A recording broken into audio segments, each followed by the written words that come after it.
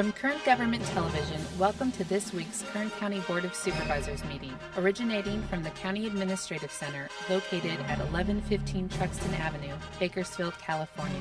Kern County's vision is to create and maintain a customer-centered county government designed to garner the confidence, support, and trust of the people we serve. Today's Kern County Board of Supervisors meeting will convene momentarily.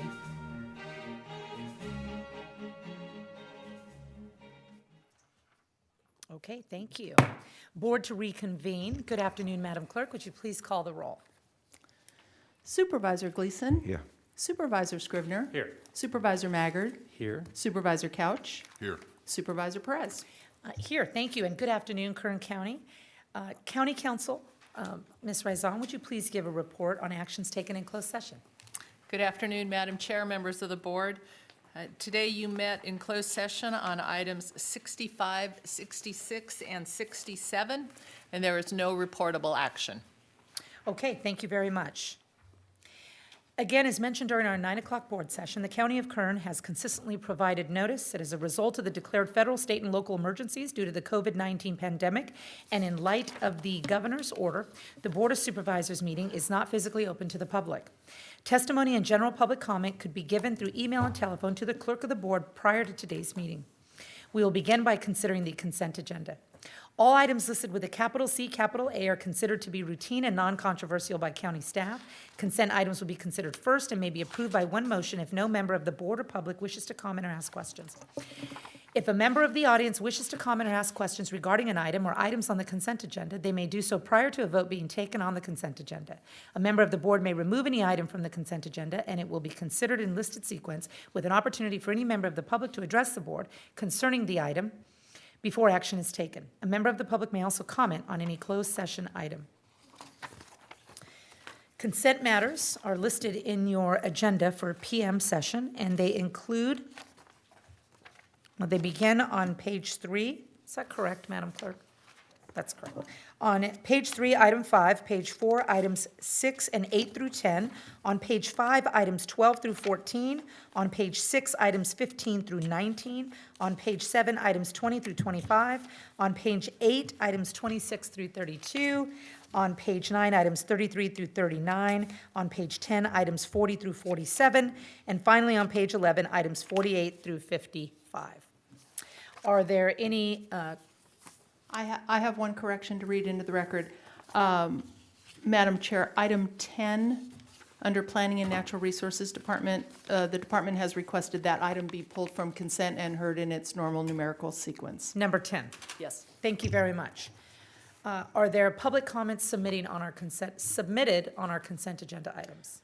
Yes, Madam Chair, we do have a caller online. She has also submitted written comments that you have. And at this time, I would ask Sonia Bennett to unmute her mic by pressing *6. And Ms. Bennett, you are welcome to make comments to the board. I believe your issue is regarding item number 48. That's correct. Thank you. My name's Sonia Bennett.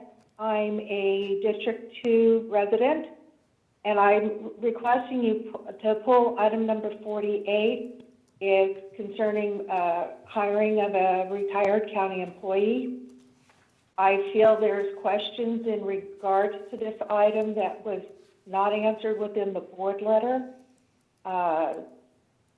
not addressing the hiring freeze that's currently enacted. In addition to that, there's no explanation in the fiscal impact line as far as the effect to the general fund. It was also my understanding that the department has a senior human resources manager, and I'm also questioning why there needs to be an additional person in that position. And I know part of the reason that is explained within the letter is that it's due to the proclaimed local emergency. I know Public Health removed their emergency status, and the county started transitioning back to services on May 19th. So I also had a question as to, are we currently in a Kern County declared local emergency status? Thank you for your consideration. Thank you very much, Ms. Bennett. Do we have other public comment that is either in writing or waiting? Not regarding the consent agenda. Okay, thank you very much. Do I have members of the board?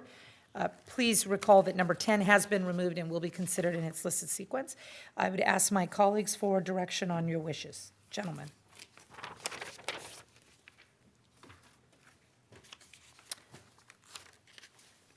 Motion on consent and to adjourn as the Board of Supervisors and to reconvene as Kern Sanitation Authority. Can I ask a question about the comment that was made? Supervisor Couch. Can we address that item right now, just to get a explanation from staff on the question she asked? County Council? Anyone? You could ask for a brief explanation, but to consider it fully, it needs to be pulled from the... I'm just asking for a response to her comments, not necessarily pulling it from the agenda. That would be fine. Who would do that? Who's in the best position to provide that? Thank you so much for being here. Thank you. Good afternoon, Madam Chair, members of the board. Carrie Ferris, Kern County Human Resources, here on behalf of Devin Brown. To address Ms. Bennett's comments, we are still currently in a state of local declared emergency. To her point about the department having a permanent senior human resources manager position, that is correct, although that has not been the case for since the beginning of the emergency. The retiree person has filled the role of the COVID-19 response for the Department of Human Services, and clearly as the largest county department, that work has been substantial over the past few months. Supervisor Couch, any follow-up? Were those the only questions she had? She did ask a question about the budgetary impact, and I do understand that to be general fund impact.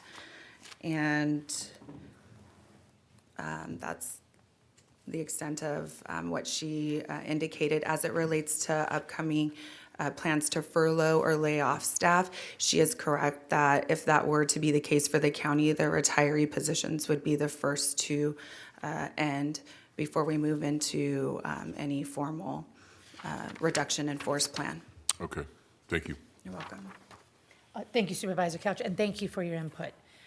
We have removed number 10 from the consent agenda, but as to the other matters, gentlemen, your wishes? You made it. Thank you, Supervisor I'll Scrivener. second. Thank you, Supervisor Couch. We have a motion and a second. Please cast your votes. That was a motion to adjourn as the board, it's on consent, but also to adjourn as Board of Supervisors and reconvene as the Kern Sanitation Authority. That is correct, and the motion is approved. All ayes. Thank you. The board is now sitting as the Kern Sanitation Authority and will consider the KSA consent agenda. Under the consent agenda, we have two items, items C1 and C2. Are there members of the public or the authority that would like to pull an item off consent? Kathy? There are no members of the public that wanted to make comment or pull the item off consent. Thank you for that. I will then entertain a motion to approve the consent agenda and adjourn as Kern Sanitation Authority and reconvene as the Board of Supervisors. So moved. Second. We have a motion and a second. Please cast your votes. The motion is approved. All ayes. Okay, thank you. This takes us to item number 3, which is public presentations. This portion of the agenda is reserved for members of the public who would like to address the board on matters that are within our jurisdiction but not on today's specific agenda. Could be included on a future agenda if appropriate and warranted by board action. So are there members of the public who would like to provide comment to this body? Madam Chair and members of the board, I would like to read a brief email that came in under our public comment email. It was submitted at 10:25 this morning during our morning meeting. It pertains to prior public comment given during the morning session, but I think it's relevant, and since it has been submitted, I'd like to read it. Please do. Okay. This is, I don't see a name, so I'll just read the comment. My wife and I are watching the board meeting and would like to provide a comment. We live in Supervisor Couch's district. Our family was one of the early residents of the West Ming addition, more commonly known as Highgate. After we moved, someone tried stealing the title to our home by obtaining a copy of our deed and personal information from the Bakersfield website. The information is still online. Kern County needs to investigate, notify owners, and provide title lock insurance similar to LifeLock for those who have been impacted. A home is the largest purchase we make in our lives. No one deserves to have this taken away. Thank you. Thank you very much. Okay. We also, I believe, let me double check, I believe we have a caller on the line.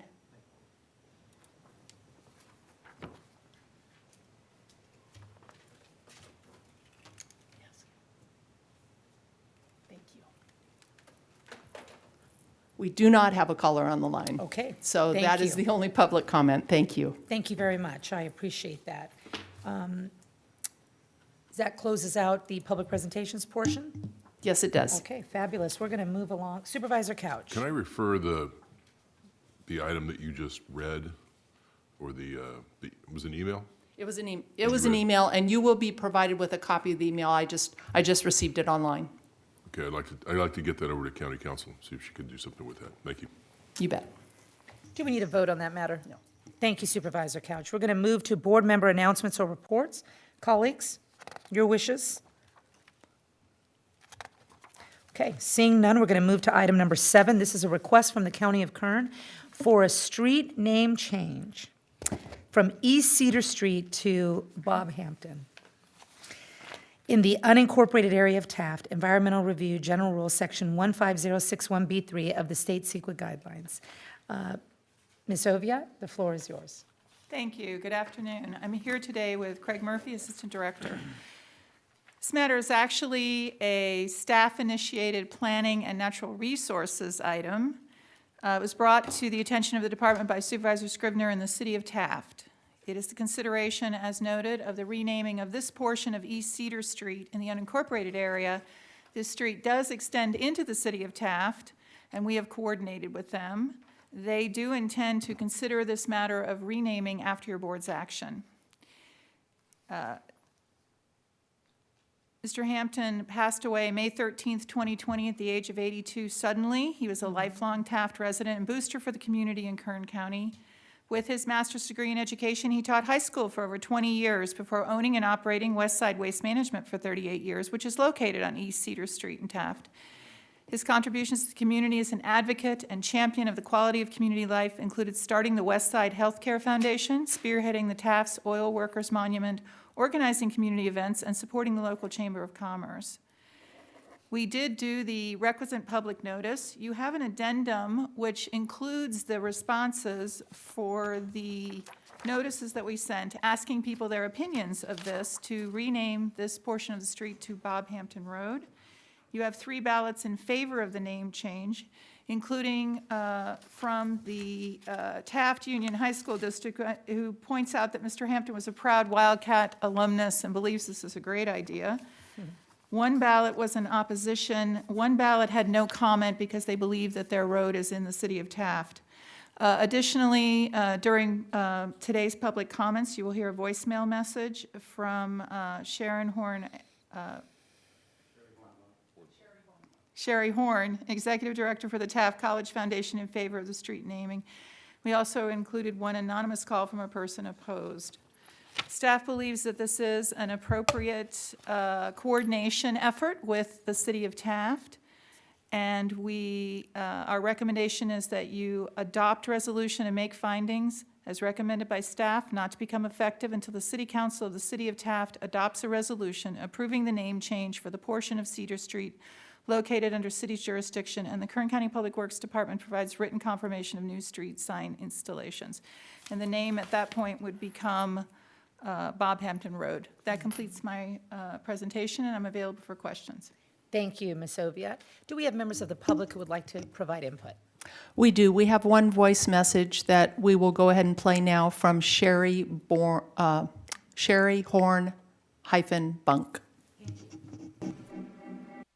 Hello, this is Sherry Horn Bunk, SHERI HORN B-U-N-K. I am the Executive Director for the Taft College Foundation, and this is regarding naming East Cedar Street after Bob Hampton. I just want to say I was very moved when I saw this and thought it was a delightful idea, especially for the town of Taft that Bob Hampton supported so wholeheartedly.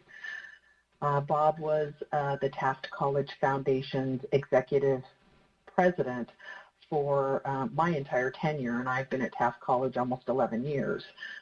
Bob was a good friend.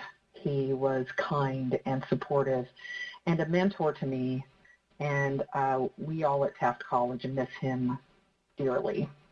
I think it would be so much fun to see that road named after Bob, something that will be there in perpetuity and honor his wonderful, wonderful, lifelong, generous tone for the city. So I would just like to say I'm in support of it. Thank you, Zach and David and everyone else for thinking of Bobby Joe. Dear Bobby Joe, we love you, Bob. Thank you so much. Bye-bye.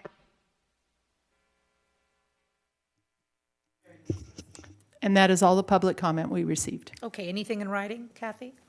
Any written, no, there was no, it was in Other than what we other than in staff's report. You're That's correct. Thank you very much. Gentlemen, your wishes, I would like to say this is a special moment. I absolutely loved Bob. He was such a gracious human being, always smiling, always warm, always treated me like gold. And that is, he just is, what a special, special human being. So hats off to moving this quickly for such an honorable man. Colleagues? Oh, I'm sorry. Supervisor Scribner. Thank you, Madam Chair.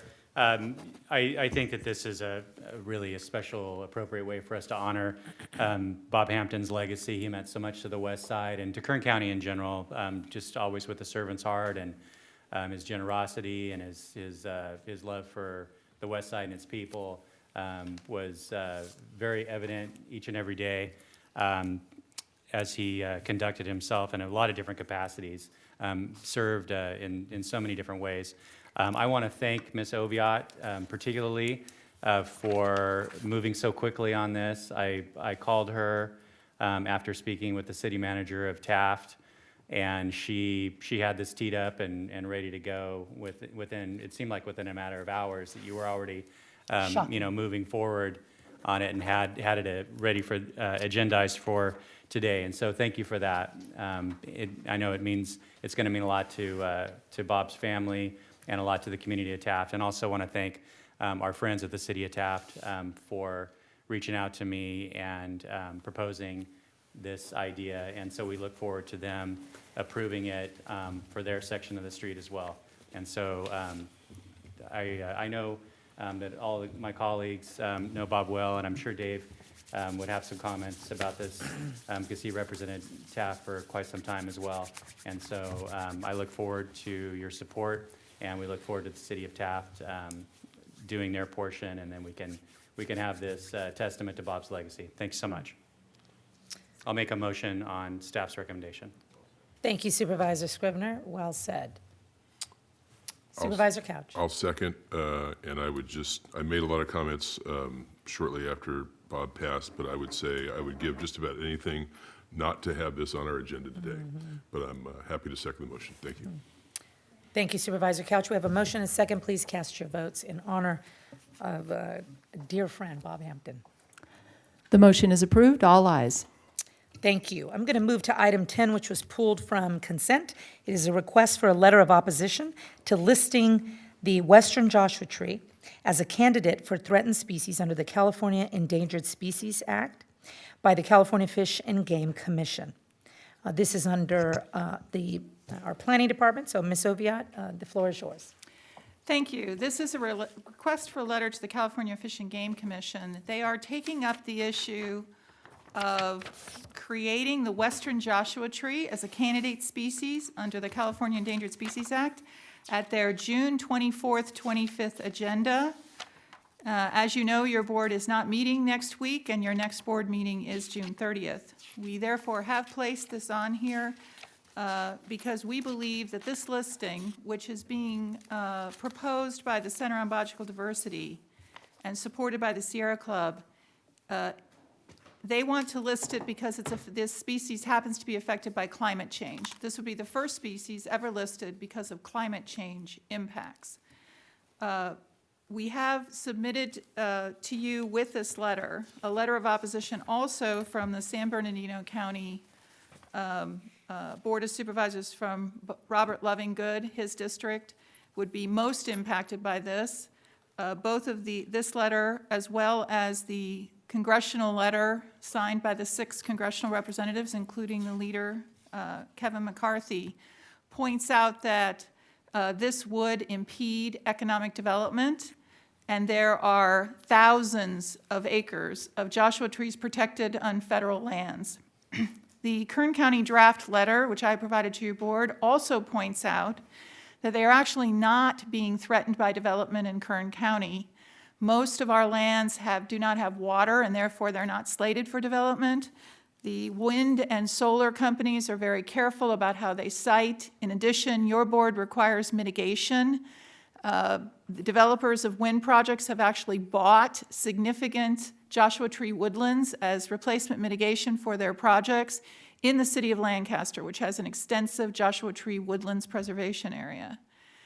The question of putting a species on because of climate change, which is a global impact, a California-wide impact, would in this case, and although we totally support San Bernardino County's position on mining and other sorts of threats, in Kern County it would also threaten our renewable energy projects. And so the question is, are you going to list a species that would drive up the cost of projects that are going to produce jobs and for the Center on Biological Diversity and the Sierra Club are going to attain the goals that they say they need to stop the progress of their anticipated impacts from climate change?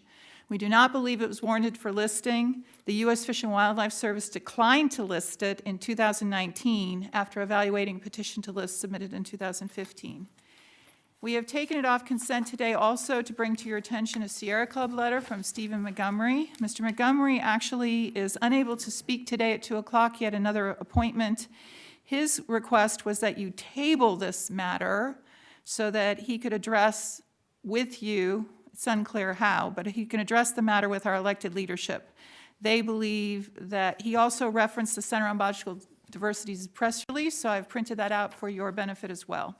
His email says, the Center for Biological Diversity has made a scientifically sound case for listing. Briefly, the slow-growing western Joshua tree is threatened by climate change and habitat destruction from urban sprawl and other development in the Mojave Desert home. Stress from climate change has become visible on many trees, even to the casual observer. If you remove this and table it, even if you continue it, you will not be able to voice your position at the June 24th, 25th. I therefore respectfully ask that you take action on this so that we can have our industries. I know that I have been contacted as well as others have been contacted by Rio Tinto is concerned about this. There are other major mining and concrete plants that are concerned about this. Urban sprawl, building houses, is not an issue in the eastern Kern Desert for Kern County, but there are many other job-producing types of operations. Therefore, we request that you oppose the listing of the western Joshua tree with the California Fish and Game Commission and authorize the chair to sign the draft letter. Thank you. Director Oviatt, thank you. I understand this would, if successful, would be a remarkable impediment to our position as leaders, state and nationwide, as renewable energy producers. And so in the grand scheme of having to constantly negotiate resources and our future, these issues, while difficult, are very clear in my mind. What our priorities are as a county and how we must move forward in protecting our interests and our bottom line. So thank you for your presentation. Supervisor Gleason? I don't know if you wanted to go to the public first, or? I can go before you speak. Excuse me, Supervisor Gleason, no disrespect. Kathy, do we have anybody queued up? We do not. The only public comment that we received on this item you just heard from Director Oviatt. Thank you. Mick Gleason. Thank you, ma'am. Appreciate it. Thank you, Lorelei. Good presentation. So what we're doing here is we're agreeing with the agenda item to oppose the listing of the Western Joshua. We're just doing it for different reasons. That's correct, and of course, we concur with those reasons. We were just broadening the reasons for the Fish and Game Commission. Thank you. I talked to Supervisor Lovingood, and he solicited our support in opposing this effort, and I agreed with him for his reasons. I also remarkably agree with yours more. So I think it's a no-brainer for me, and I'm going to support staff's recommendation and make a motion on that effect. Second. We have a motion and a second. Please cast your votes. The motion is approved. All ayes. Thank you. We're going to move to our remaining item on today's agenda, and that is item number 11, an update on Emergency Solutions Grant, Federal, State, and CARES Act CV applications and recommendations for awards. Ms. Oviatt, you're up again. Thank you. This matter is an update to your board on the application process and staff recommended awards for emergency solutions grants. These are funds that are provided to your board from the Federal Emergency Solutions Grant, the CARES Act, which is additional congressional money, and then we also have the state. So we have 3 categories of grants. What this is today is an overall briefing for you on who applied, what our department recommendations are, and then in the future, each one of these grants will have to come back to your board on individual board items as the money is, we sign agreements with the providers. We do believe that this is an unusual time for us as a county. We have aggressively, over the past 2 years, with your board's direction and the CAO's support, really entered into new thinking about how to address our homeless problems and what to do about rapid rehousing. Because of COVID-19, rapid rehousing is even more important now. Rapid rehousing is a program whereby if you are actually in danger of losing your apartment, you can get help. And so this, during the COVID-19 and people, unemployment and other sorts of things, this becomes even more important.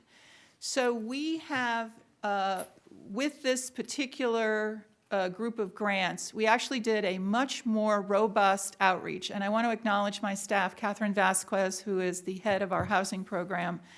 We reached out to every single provider, whether they actually had asked for an application or not, and asked them. We explained the program. We've attached the eligibility to this program as well, so you can see the difference. As you note, the federal ESG can only be used in unincorporated Kern County and then within our cooperative cities, along with the CARES Act, whereas the state ESG could be used in any city, whether they have an agreement with us or not.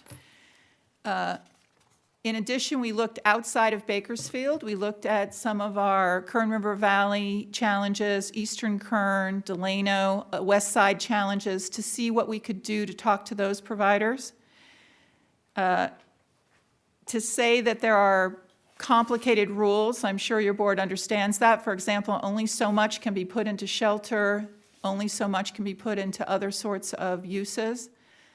But we believe that the recommendations we've made, and if Mr. Murphy can show those, show the priorities that the Kern Regional Homeless Collaborative, Anna Lavin as executive director, along with the others, have pointed out, which is we need to put our emphasis on rapid rehousing. We need to keep people from becoming homeless, especially during this COVID-19 situation where people have suddenly lost their jobs. It can pay for your utility bills one time. It can pay for also reestablishing people, and in addition, we need to keep our emergency shelters running. Street outreach, as you know, we have challenges with street outreach and they need more. And then we have this homeless management information systems, which is through behavioral health and recovery, which is a requirement that we track where people are located, who we've helped. Those are the statistics that get us the funding and help us with the monitoring. So what I'd like to put up is the recommendation list. I don't know if we can get it small enough here. So there is always a greater need, there is always great need, and there are always limited funds. We believe that I'd like to highlight some of them that we're especially hopeful that we can help. We are going to be funding the Delano, we are recommending that you fund the Delano Navigation Center. This is a project that is in the city of Delano. They have no homeless shelter, they have limited resources. Supervisor Couch can speak more about it, but I believe that this is an example of how we are stretching our dollars to make sure that all of our areas receive information. We have reached out to many other providers, for example, CityServe. What CityServe does is a really, really great contribution to the community. They don't do the kinds of actions that would qualify for any of these grants. And the monitoring and other sorts of things that they would have to go through are not things that they would like to enter into. But we did have that conversation. So we are available for questions, and we want to make sure, I know your board has acknowledged them before, but we have a limited number of providers. These are people who are working on the front lines. They are, their capacity is stretched, and you know, I personally am honored to be able to bring these grants forward and make sure that these people are getting the funds that they need to do the very difficult work that they are doing. So as you can see, people have asked for money, we've moved it around based on a variety of priorities, and I'm available for any questions that you may have. We had no providers who objected to their awards. They told us that they appreciated all the work that we had done in trying to implement the new priorities of rapid rehousing, but we certainly can answer any questions you have. If your board wishes to change these recommendations, you can now, and then we will bring in the future those grants and other agreements. So you are not actually approving any of these agreements, you are only giving me direction. And with that, I'm available for questions. Thank you, Director. Do we have members of the public who would like to weigh in on this issue?